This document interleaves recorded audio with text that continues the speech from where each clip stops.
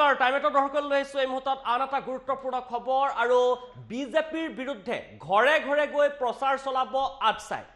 BJP চৰকাৰে যদি মজুৰি 351 টকা প্ৰদান নকৰে চাহ শ্ৰমিকক তেনেহলে ঘৰে ঘৰে গৈ বিজেপিৰ বিৰুদ্ধে প্ৰচাৰ চলোৱাৰ কথা হুংকাৰ প্ৰদান কৰিছে আটছাই বিজেপিৰ বিৰুদ্ধে ঘৰে ঘৰে প্ৰচাৰ চলাব আটছাই আৰু ইতিমধ্যে হুংকাৰ প্ৰদান কৰিছে আটছাৰ ফালৰ পৰা চাহ শ্ৰমিকক 351 টকা মজুৰি প্ৰদান নকৰিলে বিজেপিৰ বিৰুদ্ধে প্ৰচাৰ চলাব আটছাই 2021 নিৰ্বাচনত বিজেপিৰ বিৰুদ্ধে সংকট নমাই আনিব আটছাই স্বাধীনতাৰ দিনৰ পৰাই চাহ শ্ৰমিকক কোনো এখন চৰকাৰে গুৰুত্ব দিয়া নাই বুলিও মন্তব্য কৰিছে বোকাখাটত চাহ জনজাতি ছাত্ৰ সন্থাই প্ৰতিবাদ সাব্যস্ত কৰি এই মন্তব্য কৰে ৰাজ্য চৰকাৰ হাই হাই স্লোগানেৰে উত্তাল বোকাখাটৰ আকাশ বতা 351 টকা মজুৰি প্ৰদান নকৰিলে ঘৰে ঘৰে গৈ বিজেপিৰ বিৰুদ্ধে প্ৰচাৰ চলোৱাৰো হুংকাৰ প্ৰদান কৰিছে ইতিমধ্যে বিজেপি চৰকাৰে ইতিমধ্যে 3000 টকা প্ৰদান কৰি বেংক একাউণ্টত প্ৰদান কৰি শীঘ্ৰেই 351 টকাৰ মজুৰি দিয়াৰ কথা ঘোষণা কৰিছিল আৰু যদি এইখন চৰকাৰে নিৰ্বাচনৰ প্ৰাক মুহূৰ্তত মজুৰি 351 টকা প্ৰদান নকৰে তেনেহলে ঘৰে ঘৰে গৈ বিজেপিৰ বিৰুদ্ধে প্ৰচাৰ চলাব নিৰ্বাচনৰ সময়ত এই হুংকাৰ প্ৰদান কৰিছে আটছাৰ ফালৰ পৰা আজি বোকাখাটত প্ৰতিবাদী কাৰ্যসূচী গ্ৰহণ কৰি এই হুংকাৰ প্ৰদান কৰিছে আটছাৰ নেতৃত্বই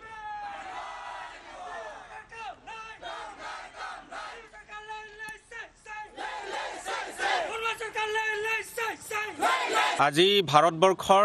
আৰু লগতে অসমৰ যিটো অৰ্থনৈতিক অৱস্থা ইয়াক যদি টনকিয়াল কৰি ৰখাৰ ক্ষেত্ৰত দেখিবলৈ পোৱা যায় তো একমাত্ৰ চাহ উদ্যোগ আৰু চাহ শ্ৰমিকৰ কঠোৰ পৰিশ্ৰমৰ বিনিময়ত আজি অসম তথা ভাৰতবৰ্ষৰ অৰ্থনৈতিক অৱস্থাত এটা ডাঙৰ শক্তিশালী ৰূপত মানে স্থিতি আছে কিন্তু এনেস্থলত আমি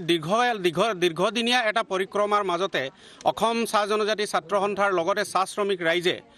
তেওঁলোকৰ মজুৰিৰ বৃদ্ধিৰ ক্ষেত্ৰত তেওঁলোকে দাবী জনাই আহিছে আৰু এটা কথা আপোনালোকে চাব যে ভাৰতবৰ্ষৰ বিভিন্ন উদ্যোগৰ শ্ৰমিকসকলৰ কাৰণে নিম্নতম মজুৰি নিৰ্ধাৰিত আছে কিন্তু আজি পৰ্যন্ত আজি 70টা বছৰ উকলি গ'ল স্বাধীনতাৰ কিন্তু চাহ শ্ৰমিক ৰাইজে নিম্নতম মজুৰি তেওঁলোকে নিৰ্ধাৰিতভাৱে নাপালে যাৰ ফলত অসম চাহ জনজাতি ছাত্ৰ সন্থা সম্পূৰ্ণ অসম ভাৰত চৰকাৰ আৰু অসম চৰকাৰৰ যিটো শ্ৰম আইন আছে সেই শ্ৰম আইনৰ অন্তৰ্গত 351 টকা নিম্নতম মজুৰি হ'ব লাগে বুলি তাৰ উল্লেখ আছে আৰু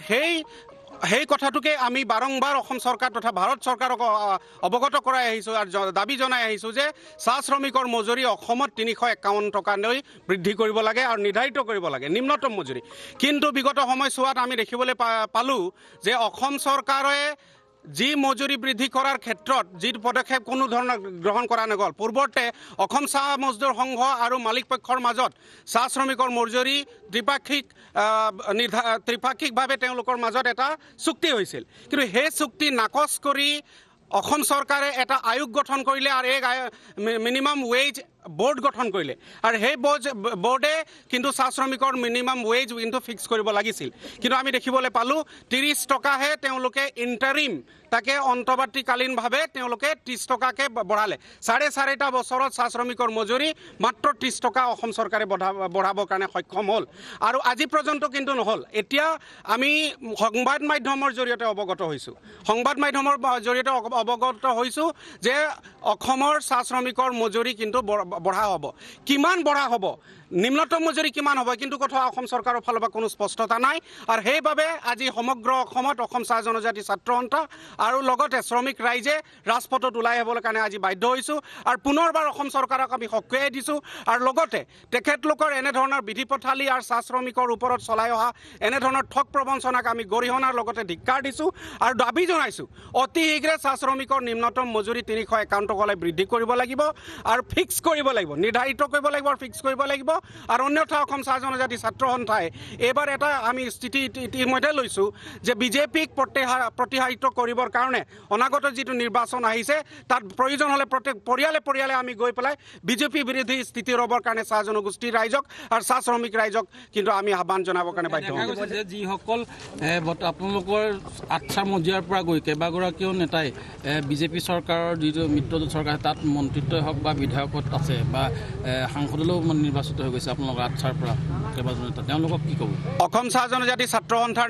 নেতৃত্বত তেওঁলোকে যেতিয়া আছিল তেখেতলোকে এই শ্ৰমিকসকলৰ কাৰণে চাহ জনগোষ্ঠীৰ ৰাইজৰ কাৰণে তেওঁলোকে মাত মাতি আহিছিল। আজি অসমৰ মুখ্যমন্ত্ৰী ডাঙৰীয়া সদৌ অসম ছাত্ৰ সন্থাৰ নেতৃত্ব কৰি পেলাই গ'ল। তাৰ পাছত অসমৰ মুখ্যমন্ত্ৰী হৈ অসমৰ যি জাতি মাটি ভেটি কথা ক'লে, ৰক্ষা কৰিম বুলি ক'লে। আৰু ইতিমধ্যে অসমৰ সমগ্ৰ ৰাইজে গম পাইছে যে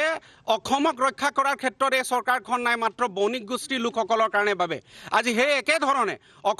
অসমৰ চাহ জনগোষ্ঠীৰ মজিয়াৰ পৰা অসম চাহ জনজাতি ছাত্ৰ সন্থাৰ মজিয়াৰ পৰা যোৱা কামাখ্যা প্ৰসাদ তাছাই হওক, পল্লৱ লোচন দাসেই হওক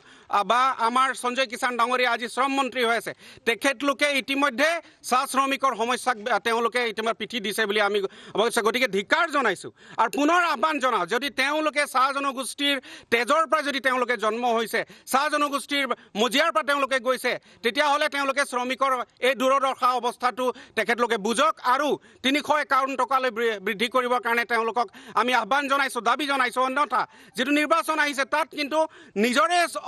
অসমৰ চাহ জনগোষ্ঠীৰ ৰাইজে এই সঞ্জয় কিষাণ, এই পল্লৱ লোচন দাস বা কামাখ্যা প্ৰসাদ তাছাক প্ৰতিহাৰিত কৰি পেলাই তেওঁলোকে অসম চৰকাৰৰ পৰা বহিষ্কাৰ কৰিবৰ কাৰণে কিন্তু বেছি সময় নালাগে। কিন্তু দেখা গৈছে যে বিভিন্ন আঁচনি মুকলি কৰি দিছে চাহ জনগোষ্ঠীৰ কাৰণে নিৰ্বাচনৰ পাক মুহূৰ্তত। আমি কৈছোঁ যে আজি আঁচনিৰ নামত 3,250 টকাকৈ তেওঁলোকে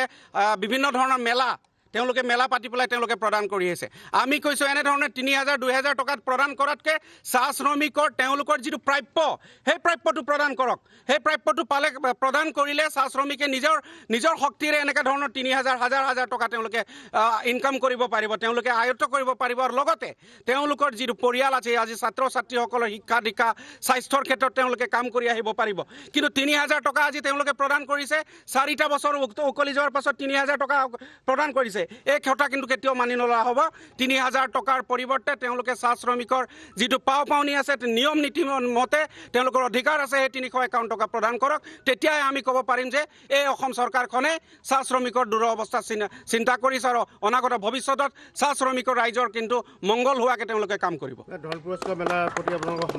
ধন পুৰস্কাৰ মেলা যি পাতিছে অসম চাহ জনজাতি ছাত্ৰ সন্থা আমি গৰিহণা জনাইছোঁ আৰু ধিক্কাৰ জনাইছোঁ। এনেধৰণৰ 3,000 বা ধন পুৰস্কাৰৰ মেলা আমাক নালাগে। চাহ শ্ৰমিকৰ সমস্যাৰ সমাধান লাগে। 351 টকা মজুৰি তেওঁলোকে বৃদ্ধি কৰক, সেয়াই আমাৰ স্পষ্ট দাবী।